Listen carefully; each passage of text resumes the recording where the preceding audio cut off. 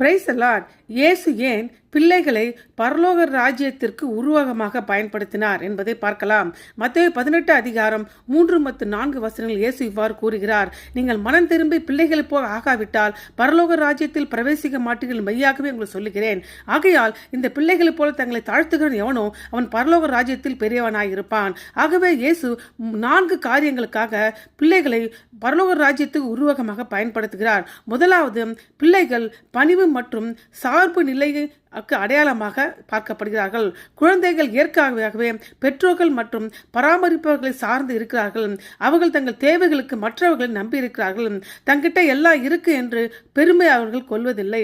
பரலோக ராஜ்யத்தில் நுழைவதற்கு இது போன்ற மனத்தாண்மையும் தேவனை சார்ந்திருப்பதும் தேவை என்பதை இயேசு இங்கு வலியுறுத்துகிறார்.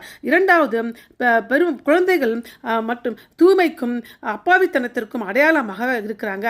பரலோக ராஜ்யத்தில் பிரவேசிக்க தூய இருதயம் உண்மையான விசுவாசம் தேவை என்பதை இயேசு எடுத்துரைக்கிறார். ஒருமுறை பெற்றோர்கள் சிறு பிள்ளைகளை இயேசு ஆசீர்வதிக்கும்படியாக கொண்டு வந்தாங்க.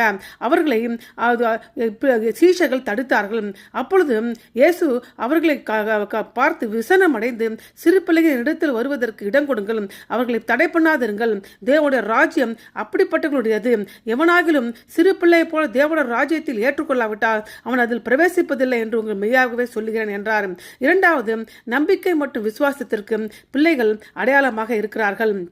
ஏனென்றால் பிள்ளைகள் பொதுவாக தங்கள் பெற்றோர் மீதும் மற்றவர்கள் மீதும் இயற்கையாக நம்பிக்கை கொண்டிருக்கிறார்கள். பரலோக ராஜ்யத்தில் பிரவேசிப்பதற்கு குழந்தைத்தனமான நம்பிக்கை தேவை என்று இயேசு சுட்டிக்காட்டுகிறார். நான்காவது, சமுதாயத்தில் சிறிய அந்தஸ்தில் இருப்பவர்களுக்கு பிள்ளைகள் அடையாளமாக இருக்கிறார்கள். இயேசுவின் காலகட்டத்தில் கலாச்சார சூழ்நிலையில் குழந்தைகள் பெரும்பாலும் சிறிய சமூக அந்தஸ்தை கொண்டவர்களாக கருதப்பட்டார்கள். பரலோக ராஜ்யத்தை சேர்ந்தவர்களின் முன்மாதிரியாக குழந்தைகளை உயர்த்துவதன் மூலம் இயேசு சமூக விதிகள் சவால் செய்து சமூக அந்தஸ்தை பொருட்படுத்தாமல் தேவனுடைய ராஜ்யத்தின் அனைவருக்கும் திறந்திருக்கும் என்பதை இதன் மூலமாக வலியுறுத்துகிறார். ஆகவே பரலோக ராஜ்யத்தில் நுழைவதற்கு அனுபவிப்பதற்கும் மனத்தாழ்மை, தூய்மை, நம்பிக்கை, திறந்த மனப்பான்மை, எளிமை மற்றும் உள்ளடக்கம் போன்ற குணங்கள் தேவை என்பதை விளக்குவதற்கு இயேசு பரலோக ராஜ்யத்தை குழந்தைகளுடன் ஒப்பிட்டார். ஆகவே இந்த குணங்களை பெற்று பரலோக ராஜ்யத்தை அணுகுவோமாக. ஆமென்.